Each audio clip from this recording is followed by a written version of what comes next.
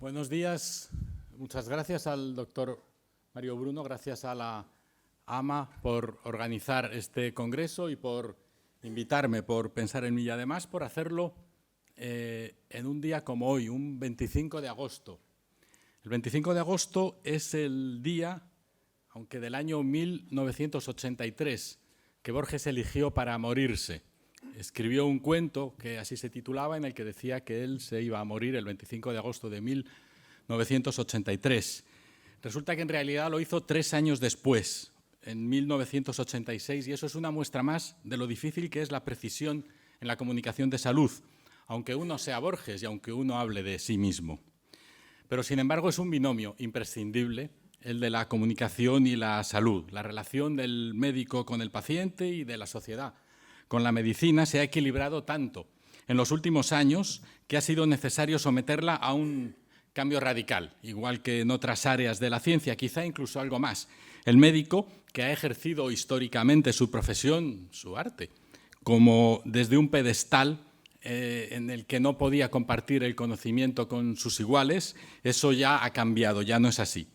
Así que esa superioridad, esa torre de marfil, ha sido compartida históricamente, por ejemplo, con los expertos en seguridad nuclear, que pensaban que era mejor no dar explicaciones y que la sociedad tenía que creer sus sabias palabras sin cuestionar nada. Eso ya no es así, no puede ser así.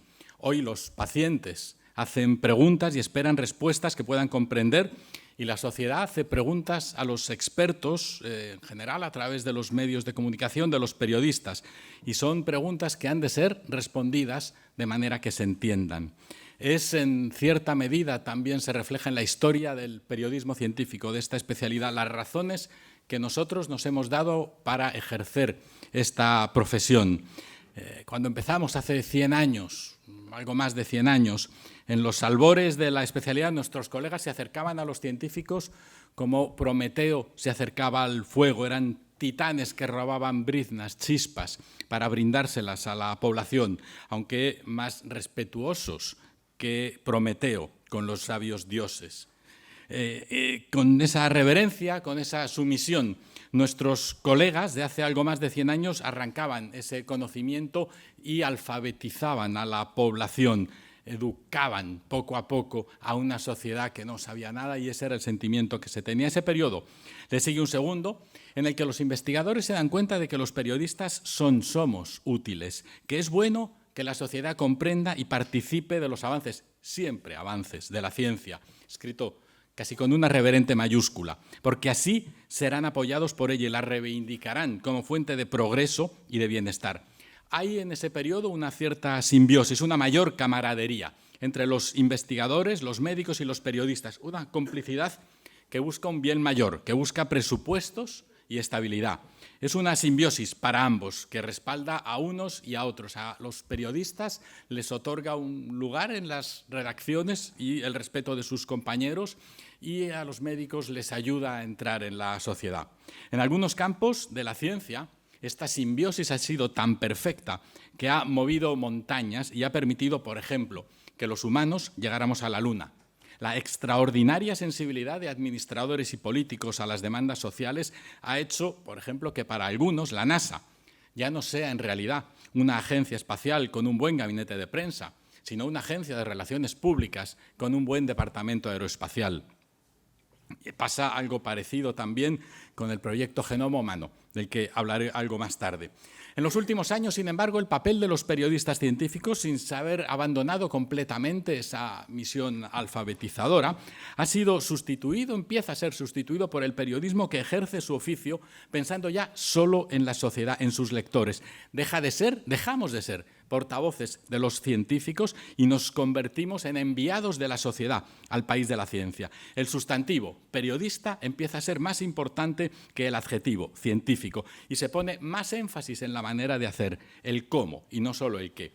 En fin y en resumen, los periodistas hemos pasado de ser modestos alfabetizadores a orgullosos propagandistas y de ahí a profesionales críticos, todo ello en unos 100 años. Así pues, y sin abandonar, como digo, porque no la hemos abandonado, esa labor de alfabetización y de propaganda, tenemos ya un cierto aire de sabuesos capaces de hacer preguntas impertinentes empeñados en contrastar siempre las informaciones y dispuestos a no creer a nuestras fuentes con los ojos cerrados. Si con el Dr. House sabemos que los pacientes siempre mienten, la realidad nos ha permitido ver que las fuentes, si no mienten, al menos siempre tienen sus propios sesgos, de los que debemos ser conscientes. Por eso creo firmemente que los periodistas no debemos ser cheerleaders de la ciencia. Debemos ejercer nuestra profesión de manera crítica, como ha de ejercerse todo el periodismo. Según Ivan Doransky, cofundador con Adam Marcus de un blog relevante, influyente, que se llama Retraction Watch, es necesario incrementar el escepticismo entre los divulgadores científicos. Deberíamos ser tan escépticos, dice, hacia los científicos como los periodistas políticos hacia los políticos. Y cito, cuando queremos someter al control a los políticos, a las empresas, buscamos fraude, corrupción, comportamiento deshonesto. En ciencia, continúa, nuestra herramienta de control es si las afirmaciones de los científicos seguirán sosteniéndose al cabo de cierto tiempo. Pero que no haya equívocos entre nosotros. Necesitamos informar de ciencia, necesitamos periodismo científico y médico. En palabras de Deborah Bloom, una divulgadora científica estadounidense, ganadora de un Pulitzer y que dirige el programa Night Science Journalist del MIT, es editora de la revista Undark, necesitamos un mundo alfabetizado científicamente, porque a medida que la ciencia y la tecnología modifican el entorno en el que vivimos, debemos abordar esos cambios con inteligencia.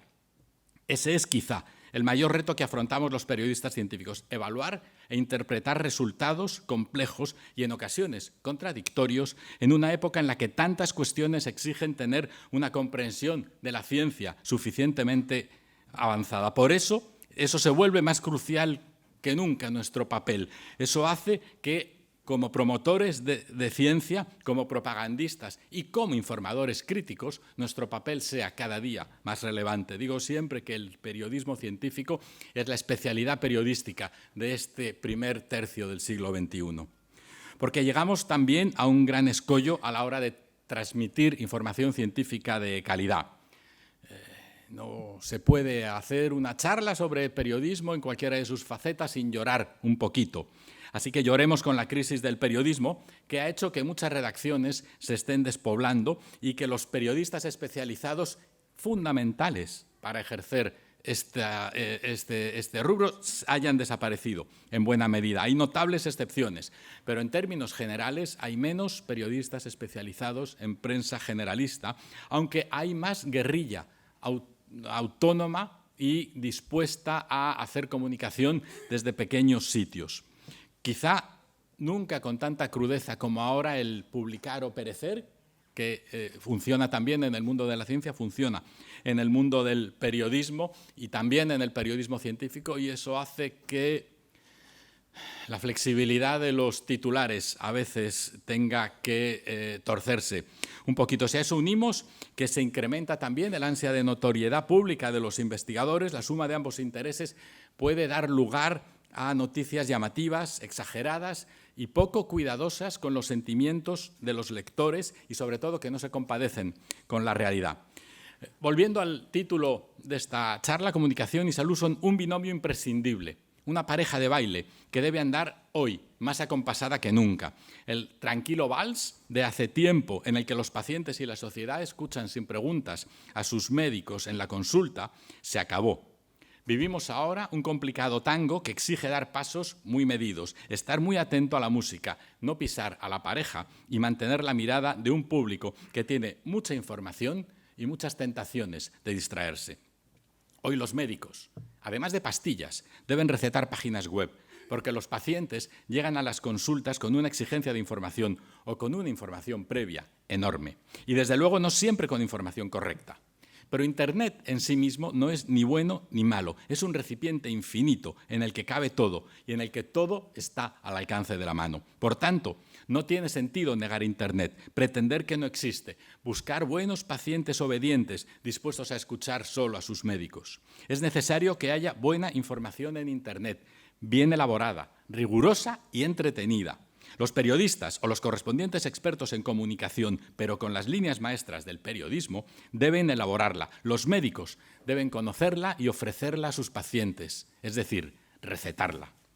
Gonzalo Casino, un médico y periodista científico español, al hablar de los trastornos del sueño y del riesgo de la medicalización excesiva, asegura que probablemente en muchos casos se resuelven o podrían resolverse en atención primaria, la mayoría de ellos sin recurrir a fármacos, con medidas de higiene del sueño, intervenciones psicológicas o simple educación para la salud, recetando webs de calidad sobre el insomnio. Y continúa Casino en este ejemplo que sirve para ilustrar el problema de fondo. Un estudio de mayo del 2017 sobre la calidad y legitimidad de los recursos de información más populares en Internet sobre el insomnio muestra que los mejores recursos informativos no necesariamente aparecen en los primeros lugares en las búsquedas de Google, donde conviven webs médicas, institucionales, comerciales y no comerciales. En conjunto, su calidad es más bien discreta, pues el contenido es a menudo incompleto y presenta otras deficiencias como los conflictos de intereses, la falta de auditoría o la falta de fecha. Pero quizá la principal aportación de este estudio es que la mayoría de los contenidos sobre el insomnio superan la capacidad de comprensión del profano. Los más rigurosos suelen ser, además, los más difíciles de leer.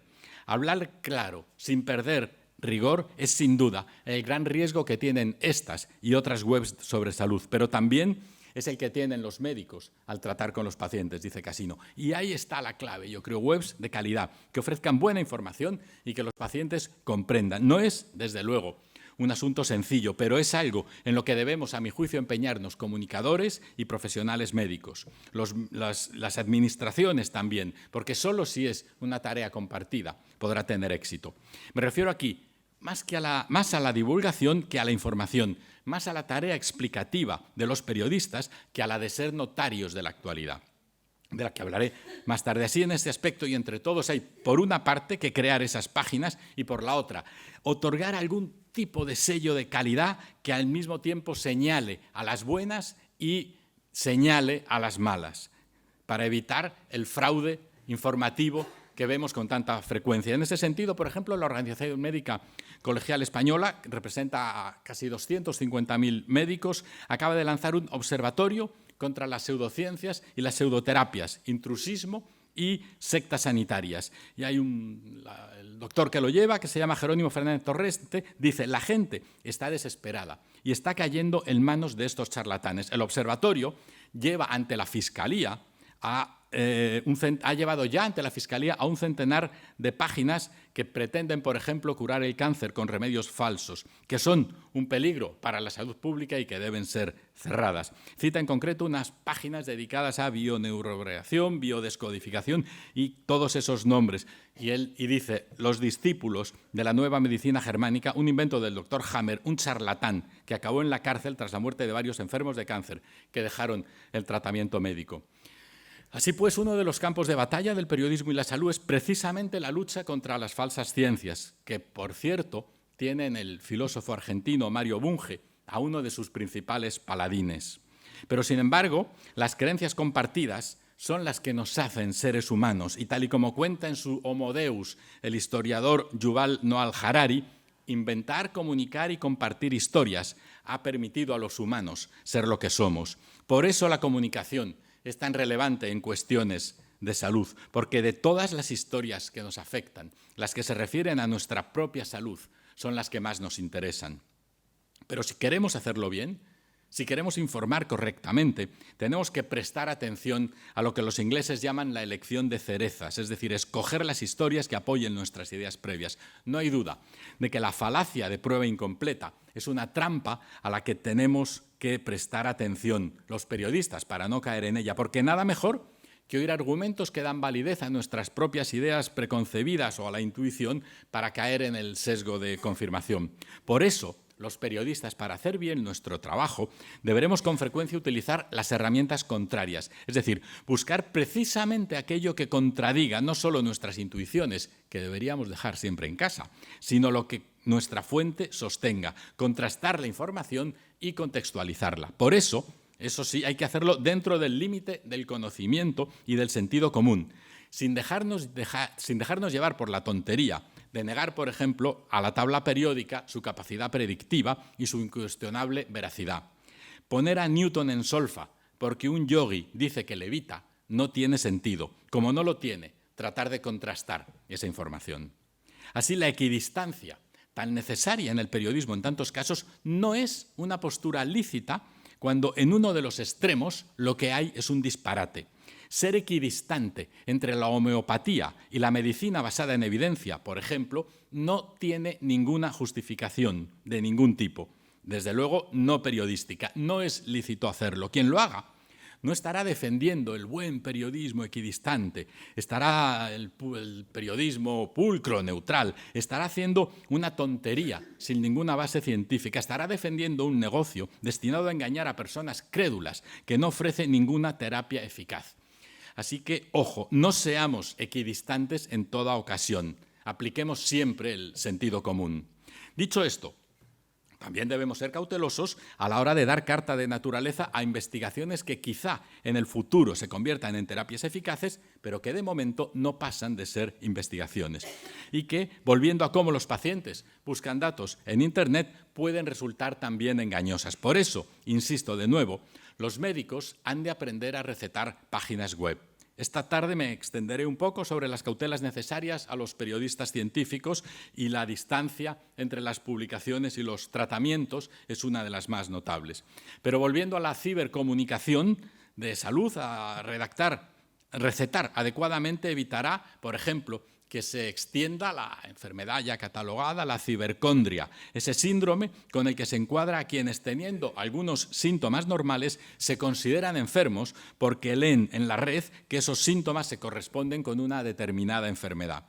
Tal y como dice Fernando Fabiani, un médico de familia español muy activo en redes y que tiene un blog muy leído llamado Mediblog de Familia, los enfermos de hoy vienen a la consulta a pedir una segunda opinión, porque ya tienen la del doctor Google. Reflexiona Fabiani sobre el miedo que a algunos médicos les produce el que sus pacientes lleguen a la consulta sabiendo en algunos casos mucho más de su enfermedad y en general la preocupación que muestran se debe a que lo habitual es que el paciente llegue con el peor diagnóstico posible. Al buscar en Internet, dice este médico sevillano, te fijas en los diagnósticos peores y aunque los estudios dicen que los pacientes piensan que el doctor Google es muy catastrofista en su diagnóstico, se quedan con la idea peor. Y los médicos piensan lo mismo, que de 10 opciones posibles te quedas con la peor de todas. El problema de las búsquedas es, pues, como ha sido siempre, el problema de seleccionar la información, eso que sabíamos hacer los periodistas, de jerarquizarla, una vieja prerrogativa nuestra. Si tecleas cáncer en Google, tienes 130 millones de resultados y no es posible discriminar adecuadamente. Por supuesto, el algoritmo de Google no está pensado, como sabemos, para mostrar lo más fiable desde el punto de vista de la comunicación sobre salud, lo que más se entienda, lo que sea veraz. Por eso, insiste Fabiani, insistimos todos, es necesario que los médicos estén preparados, que no cierren la puerta a ese océano de Internet, sino que aprendan a navegar por él y, sobre todo, que enseñen cómo y por dónde navegar a sus pacientes. Y así como siempre se receta mirando al paciente, en este caso es importante mirar también a la pantalla, porque requerirá el mismo tratamiento, porque no requerirá el mismo tratamiento una persona muy ducha en la red y en ordenadores que alguien que no se acerca a ellos de ninguna manera. Los médicos, pues, han de dar pautas y así como conocen bien el vademecum de medicamentos, quizá deberían tener un vadewebcum, que suena regular, o mejor un webmecum, un listado de los sitios conocidos que tengan información y que sean fiable, legible, las dos condiciones básicas en comunicación sobre salud. Otra posibilidad, desde luego, es que creen sus propios lugares, sus propios blogs, sus canales en YouTube, sus conversaciones mediante etiquetas en Twitter o sus páginas en Facebook, aunque eso exige una dedicación y una habilidad que, desde luego, no está al alcance de todo el mundo. Quizá en ese sentido sea mejor, yo abogo siempre por ello, contar con expertos en comunicación que de común acuerdo con los especialistas puedan realizar ese trabajo de comunicación, hacer páginas que sean visualmente atractivas y cuya información se comprenda bien. Ese empleo del tiempo, por cierto, no redundaría exclusivamente en beneficio de la sociedad o de los usuarios del blog o de los mensajes, sino en beneficio directo de los propios investigadores. Hace unos meses se publicó en Journalists and Mass Communication Quarterly el trabajo de un equipo dirigido por una doctora estadounidense, Xuan Liang, que relacionaba el índice H, es decir, la medida de calidad y de influencia del trabajo de los investigadores, del trabajo publicado de los investigadores con la presencia de esos mismos investigadores en las redes sociales y su interrelación con los periodistas y, por tanto, con el público no experto. Es decir, la presencia en medios y redes mejora la proyección como investigadores, lo que en definitiva supone la capacidad para encontrar más apoyo para proyectos de investigación, lo que determina al fin y al cabo la posibilidad, la capacidad de investigar. Volviendo al origen de la charla, salud y comunicación, binomio imprescindible, vemos que ese binomio tiene cada vez más elementos diferentes y se complica notablemente. Se complica para los médicos, a los que llegan nuevos pacientes con mucha información, y se complica para los periodistas, que deben contar cosas a una audiencia ávida y conocedora y con unas fuentes sometidas también a mucha presión. Por eso, parece que conseguir que haya información de calidad en Internet es un camino necesario, una oportunidad que no podemos dejar pasar. En ese sentido, sería bueno, como comentaba antes, contar con algún tipo de acreditaciones que supusieran una garantía, aunque a diferencia de otro tipo de acreditaciones que aguantan más tiempo, estas se deberían revisar casi constantemente. Un sello que ofreciera garantías por 1 año o por 2 no valdría en el caso de las páginas web de salud, en el que todo pasa muy rápido. Sería necesario que esa garantía tuviera algún tipo de sello institucional también, aunque la verdad, las instituciones no es que gocen de un gran prestigio en nuestros países. Más bien se han desprestigiado demasiado, como casi todo. En todo caso, decía antes que nos enfrentamos a nuevos retos, pero contamos con herramientas potentísimas, con recursos que antes no teníamos. Podríamos tratar de cerrar la puerta de Internet y procurar que nadie la abriera ni mirara allí, que nadie fuera a una consulta después de consultar al doctor Google. Pero, como dice Dante, que pone en la puerta del infierno, lasciati ogni speranza voi che entrate, abandona toda esperanza tú que entras. Sería una batalla inútil, un sinsentido. Hay, pues, que estar en Internet y hay que recomendar que se esté, que se aprenda a estar en Internet. Y como también dice Dante unos versos más abajo, tenemos que entrar en Internet como hay que entrar en el infierno. Aquí hay que olvidar toda vacilación, toda cobardía debe quedar fuera. Si tecleamos, por supuesto en Google, e-paciente, encontramos 160.000 búsquedas. Pero si lo tecleamos en inglés, lo que aparecen son 28 millones de búsquedas. Ahí están. Y por eso no podemos ni prescindir de ellos ni entrar con temor. Los e-pacientes reúnen información sobre su dolencia, su diagnóstico, su tratamiento y utilizan las herramientas de información y comunicación electrónica para tratar cualquier preocupación de su salud. Incluso se comunican con otros actores del sistema sanitario a través de la consulta en línea y otros medios. Las asociaciones de pacientes son un buen ejemplo de uso de las redes para compartir información, preocupaciones y esperanzas. Entre paréntesis, estamos hablando de una parte de la población, la que está a la última o a la penúltima en tecnología. Ahí también, no podemos olvidarlo, una gran parte de la población que sigue informándose de manera tradicional, o sea, más bien poco, y que llegan a sus médicos y a sus periódicos sin una información previa importante sobre las cuestiones, sus síntomas o sus curiosidades. Por supuesto, están ahí. Y, por supuesto, hay que seguir atendiéndoles. Pero su número será cada vez menor y no hay duda de que tenemos que preparar ya ese futuro que tan presente es. Por eso es pertinente preguntarse si los planes de formación de los profesionales del mundo sanitario hay algo parecido a una asignatura en salud y nuevas formas de comunicación. Me temo que la respuesta es no, aunque espero que no tarde en haberlas, porque si la comunicación ha sido siempre un aspecto básico de la salud y de la relación con los pacientes y los médicos, está cobrando, como vemos, un nuevo interés, está transitando por nuevos rumbos. Cada vez, por ejemplo, surgen foros de pacientes. En España hay algunos de ellos, un Forum Clinic que es de gran ayuda para los pacientes porque es riguroso, está avalado por hospitales y tiene un gran tráfico de preguntas y de respuestas. Es un combate, el lugar del combate entre las falsas ciencias y la información y la tomadura de pelo en muchos casos. Según la directora de Forum Clinic, Inma Grau, la información también es importante para tratar una enfermedad y que el paciente se quite la angustia. Una persona que conoce su enfermedad es capaz de afrontarla mejor. Hay Otros ejemplos en España, como la Escuela de Pacientes que promueve la Junta de Andalucía, que ayudan a enfermos crónicos y que ofrecen una información que cada año es consultada por 75.000, cada mes es consultada por 50.000 personas. Hay un sello de calidad internacional que se llama The Health of the Net Foundation, una entidad estadounidense, y el portal Medline Plus de la Biblioteca Nacional de Sanidad de Estados Unidos es otro buen ejemplo de información rigurosa de sanidad. Ha recibido el último año la visita de 236 millones de personas, de los cuales, por cierto, 94 accedieron a la versión en español. Pero volviendo un momento a la cuestión de la influencia de los medios en la investigación y en el proyecto Genoma Humano, nos sirve de ejemplo de cómo los periodistas, con frecuencia, nos dejamos embaucar por los grandes titulares y cómo la agenda política marca también nuestras prioridades y el cómo abordamos las cuestiones. Comillas, el 26 de junio de 2000 es ya una fecha para la historia de la humanidad. Era el más discreto, el más suave de los titulares de una fecha escogida por conveniencia política y para evitar la mala prensa de la pelea entre los proyectos públicos y privados de caracterización del genoma humano.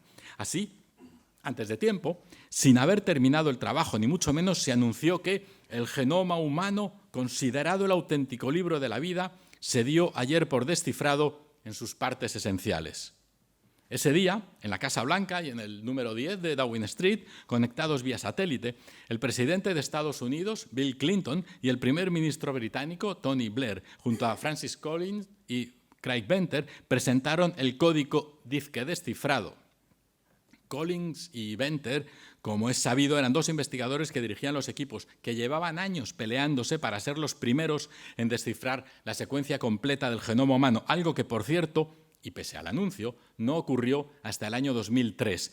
Todos titulamos en todos los periódicos a 5 columnas, pero no ocurrió hasta 2003. Collins lideraba el proyecto Genoma Humano, una iniciativa pública en la que participaban unos 2.000 investigadores de Estados Unidos, Francia, Japón, Gran Bretaña, Alemania, India, China y Canadá, entre otros países. Venter, como se sabe, dirigía Celera, la empresa que había creado para secuenciar el genoma, antes que el proyecto público y cobrar después por los datos. No quiero entretenerme ni detenerme en las cuestiones científicas ni en las exageraciones que acompañaron al anuncio mundial, pero recomiendo encarecidamente la lectura de El Gen, una historia personal del médico estadounidense de origen indio, Siddhartha Mukherjee. Lo he visto en las librerías de Buenos Aires, está aquí también, además de un apasionante repaso de la historia que conocemos de la genómica y de la genética. El capítulo dedicado a este anuncio no tiene desperdicio. Nos muestra la potencia de la comunicación y cómo una adecuada campaña de relaciones públicas puede conducirnos al mayor éxito de financiación científica de la historia. Y, por supuesto, abrir vías de investigación cuyas expectativas están lejos de haberse cumplido. Un informe de un banco del año 2005 decía que todo lo que tiene que ver con la medicina personalizada estaba a la vuelta de la esquina y que nos encontrábamos ante una realidad que se irá introduciendo paulatina y sigilosamente, pero que en un periodo de 10 a 15 años será percibida como la gran revolución en el campo de los tratamientos médicos y, por consiguiente, de la salud y la calidad de vida de la población. Me parece que todavía estamos esperando. Déjenme citar aquí a Daniel Flinstentrey, un médico argentino, director de la publicación Intramed. Que una afirmación resulte creíble en un momento histórico y en el interior de una comunidad no garantiza su valor como verdad, como correspondencia con los hechos. La credibilidad es un fenómeno psicológico, no un criterio científico. La evidencia subjetiva se relaciona con la aceptación y con el reconocimiento de algo como cierto, pero no con su demostración. La posverdad es un signo de los tiempos, pero la ciencia tiene los anticuerpos necesarios para defenderse de ella. No hacerlo nos convierte en objetos propicios para la manipulación, anulando nuestra autonomía como sujetos para pensar críticamente, en particular acerca de nuestras propias creencias. No deberíamos permitirlo. Estamos a tiempo de defendernos de esa calamidad. Es una oportuna reflexión que debe ponernos a todos en guardia, a los periodistas y a los investigadores, para huir de ese exceso de optimismo que, la verdad, nos es muy querido. Por eso está bien volver a los temas de los que hablamos hace tiempo y ver qué pasó con ellos, como ocurre con esta cita de un periódico una década después de la famosa rueda de prensa de Clinton y Blair. Dice, 10 años después de la publicación, la mayoría del libro de la vida sigue siendo un misterio. La secuenciación del genoma humano, que fue comparada con la llegada a la Luna o la invención de la rueda, ha planteado muchas más preguntas que respuestas sobre cómo sus 3.000 millones de bases de ADN predisponen a una persona hacia la salud o hacia la enfermedad. Es muy difícil para los periodistas, nos es muy difícil sustraernos a la moda, como lo es para todo el mundo, incluidos, desde luego, los investigadores. Pero en ese binomio de salud hay que tener especial cuidado y estar muy atento para evitar que la información aliente esperanzas infundadas. Por ejemplo, para evitar que se anticipe desmesuradamente aquello que se espera con ansia. Porque el único compromiso de los periodistas y con los lectores es la información. Con frecuencia se discute el papel del periodismo en la educación y cómo el periodismo ha de ser militante. Yo mismo me he referido a ello antes cuando hablaba del altruismo, de la alfabetización, del periodismo científico. Pero no podemos olvidar que son siempre beneficios colaterales, que no suponen la intención primordial del periodismo, que es informar y entretener. Desde luego, en cuestión de salud hay que hacerlo con unas condiciones añadidas, pero sin olvidar de qué se trata. El periodismo, ya lo sabemos, es andar y contar. Es decir, cuántos son y qué les pasa. Es poner el muerto primero, es decir, preguntar, contrastar y jerarquizar la información. Para eso nos pagan, para hacer preguntas y buscar respuestas, para contar a nuestros lectores lo que sabemos que les va a interesar. Y eso nos lleva a tratar los temas que están en la agenda mundial de la investigación, pero también a cada uno de nosotros nos debe llevar a la agenda local. Estamos en un momento en que hay una especie de investigación única en el mundo, común a todos, y que es gracias a, o mejor, por culpa de los monopolios de las revistas científicas, que se han erigido en el verdadero poder científico internacional y han conseguido privatizar la ciencia pública y determinar por dónde debe ir. Pero eso me aleja del asunto que quiero tratar aquí, que es el de la necesidad del deber, si se quiere, que tenemos los periodistas de contar lo que hacen quienes en nuestros propios países investigan. Algunas veces el foco internacional nos deslumbra tanto que no somos capaces de ver lo que hay en nuestro entorno. Tal y como dejó escrito en su tesis doctoral el periodista científico Manuel Calvo Hernando, por cierto, asiduo a estos congresos, expreso mi creencia de que el periodismo mundial, y especialmente el iberoamericano, debe realizar la doble tarea de difundir los grandes adelantos científicos a lo largo de considerables periodos de tiempo y también los avances, generalmente particulares a cargo de los investigadores que trabajan en el área geográfica en el que el periodista desarrolla su acción. Todos también tenemos que contar qué pasa en el ámbito de la investigación de salud en nuestros países. Insisto, sin olvidar los grandes proyectos internacionales, desde luego, pero sin perder de vista qué se hace en el lugar donde estamos.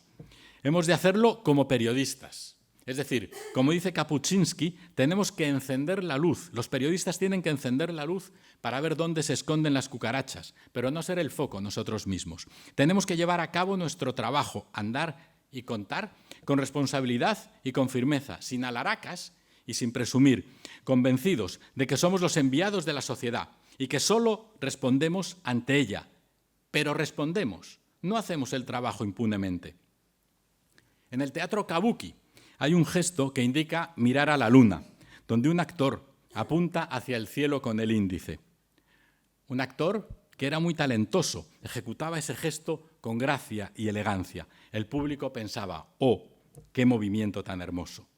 Disfrutaba de la belleza de la actuación y de la maestría técnica que desplegaba. Otro actor hacía el mismo gesto, apuntando a la luna.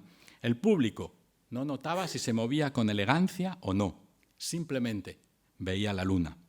Yo prefiero ese tipo de actor, el que muestra la luna al público, el actor que se hace invisible. Con esta cita comienza Philip Ball su libro El peligroso encanto de lo invisible y con esta cita termino yo.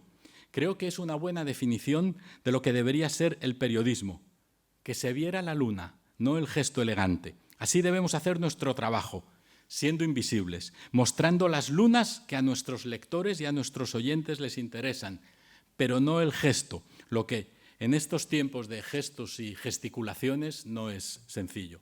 Muchas gracias.